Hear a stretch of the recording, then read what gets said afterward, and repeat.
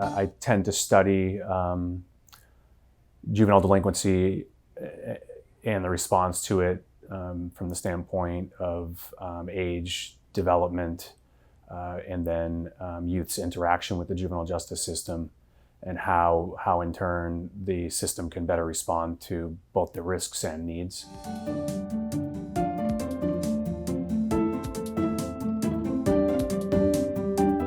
The goals of our research in that area were and are to understand implementation, procedures and practice in the juvenile justice system that facilitate adoption of these tools and their appropriate use, and then also to identify barriers and potential obstacles to implementing those tools in practice. And then from there, looking at how they're used in given cases, and then in turn how that impacts youth, both from the standpoint of further juvenile justice involvement and other developmental outcomes.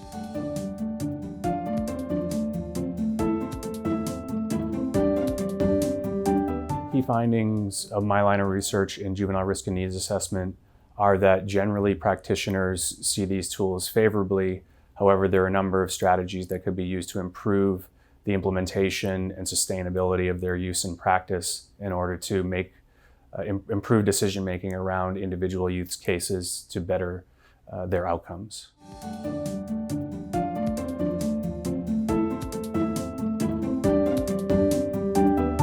The implications on the implementation side are that there is a generally favorable climate for adopting these tools and for implementing them in the juvenile justice system to improve youth's outcomes. However, there are also areas in training, in implementation strategy that we could improve in order to ensure that tools are not only adopted, but they're used effectively, efficiently, and fairly.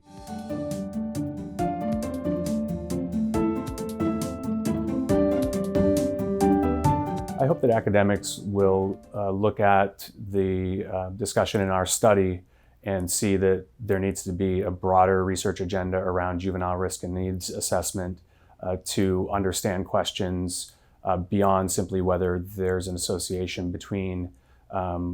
what we obtain in risk and needs assessment and recidivism, to better understand implementation and usage in practice. And with practitioners and the public, it's to really understand that these can be a valuable tool for improving decision-making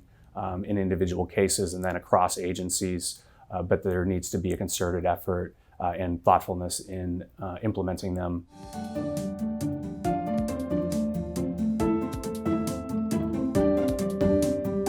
So working with NIJ and OJJDP has given us the resources to go out to a number of agencies and talk to people in the field who are using and implementing these tools and get their perspectives on what is working and what could use improvement, which has been beneficial in identifying some strategies to implement these tools effectively.